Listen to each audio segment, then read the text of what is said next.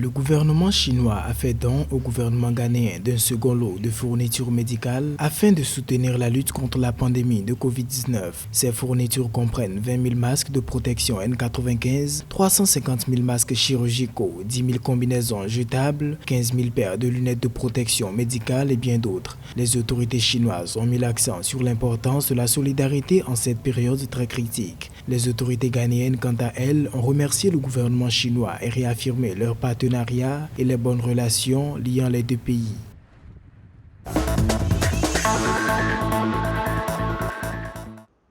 Au Maroc, le bilan des cas confirmés d'infection au coronavirus est chiffré à 84 435. À travers son bulletin quotidien, le ministère de la Santé du Royaume l'a annoncé avec un nombre de décès s'établissant à 1553 et 65 867 déclarés guéris. Les cas enregistrés ce jour ont été détectés dans les régions de Casablanca-Ceta, Souss-Massa, Rabat-Salé, Kénitra, Marrakech-Safi, Fès-Meknès et bien d'autres villes.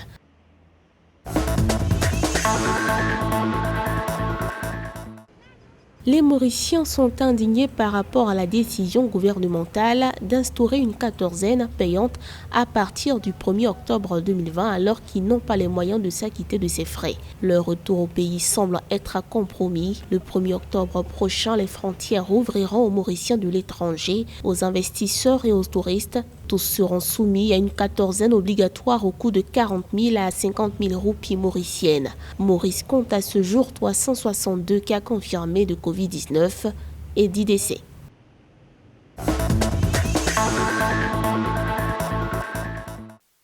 La Tunisie entre désormais dans sa troisième phase de la pandémie du Covid-19. 19 477 nouveaux cas et 6 décès supplémentaires ont été signalés par le ministère tunisien de la Santé, portant le total à 8 100 infections et 129 décès depuis début mars. Un communiqué officiel annonce le recensement de 2309 cas de guérison et 5662 patients encore porteurs du virus dans les 24 provinces du pays. Selon le ministre de la Santé, Mehdi Faouzi, la moyenne d'âge des personnes décédées à cause du Covid-19 est estimé à 75 ans et le taux de décès ne dépasse pas les 1%.